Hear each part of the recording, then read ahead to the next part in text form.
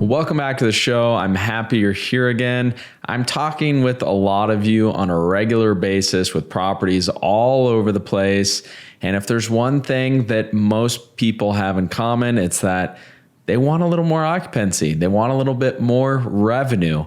And the market has changed a little bit. So on a nationwide basis, we have seen rates come down a little bit and occupancies come down a little bit. Of course, this really depends on the market you're in. So we know real estate is not just one giant market, right? There's literally thousands of different markets. And depending on which one you are in, you could have a little more competition. But there's one metric, I'm just going to jump into it, that's going to help you uncover if you're priced too high. That's really what it comes down to.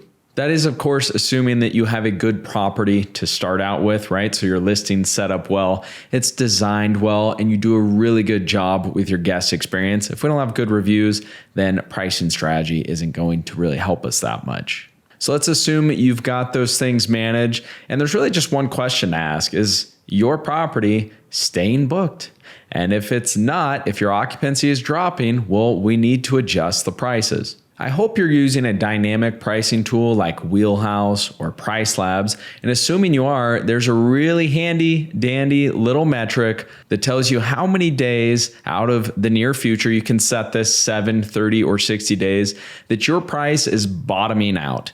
In other words, how many times over the next, let's say 60 days, is your price at its minimum? Just to make things easy, let's say your minimum rate is $200.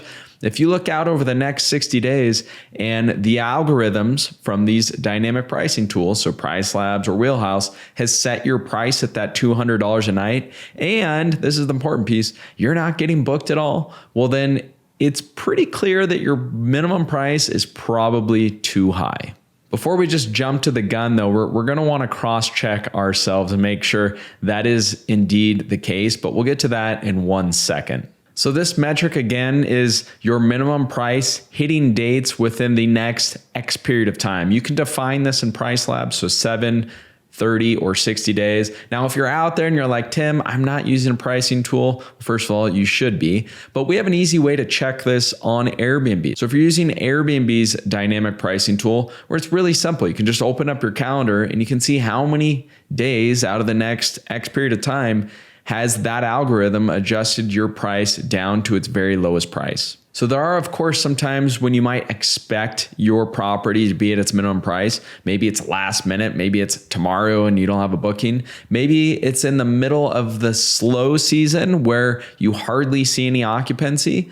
Well, these are times where we can expect that. But if we look out throughout the year, so we got to remember that our prices are always changing. They should always be changing. So we really want to have a large range between our minimum price and our base price. So the price that we normally are charging. Because if we don't really have a big range there, well, then the dynamic pricing tool can't really do its job, right? Let's say your minimum price was $200, but you set your base price at $225. There's not a lot of room to move around there, right? You might as well just go back to using fixed prices. So the idea is that we want to have a big range, but we want to have the right price at the right time. And so of course that's changing throughout the year. So this is a really quick one for you this week. It's basically get into your calendar, check out how many days your minimum price is being offered.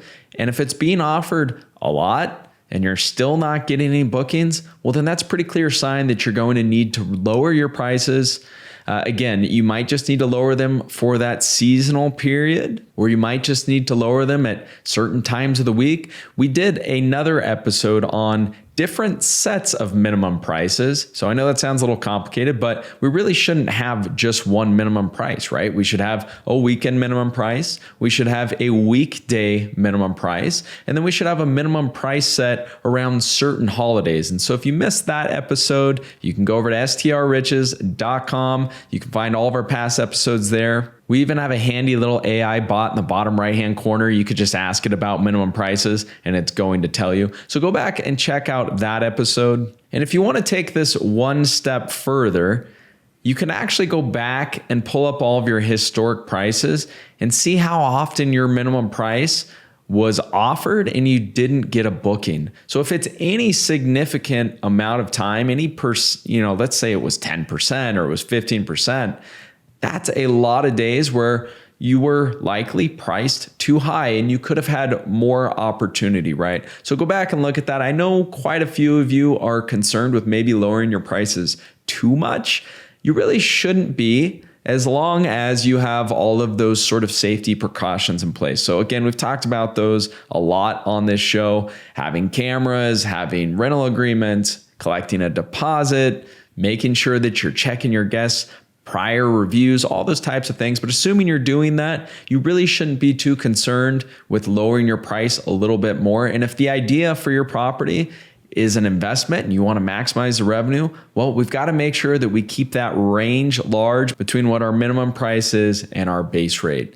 I mentioned a few minutes ago that we want to cross-check this though. So before you just go and lower your prices, it's always good to get a second perspective. And that could be as simple as pulling up some of your competitive properties in your neighborhood on Airbnb, or if you're using PriceLabs, you can use their comp set features. Finding those comparable properties, pulling up their calendar and see what their last minute prices are. See what their prices are 30 days from now or 60 days from now. And if they're much lower than yours and they're also not occupied, well, then that tells you probably have a little more flexibility, or you want to have a little more flexibility with your minimum rate. So again, you can pull up comps to check that. You might consider using another pricing tool to compare what you're seeing on Airbnb, or compare what you're seeing on your PriceLabs reports or your Wheelhouse reports, maybe one like Key Data. So the more information we have, the better strategy we can come up for our short-term rentals,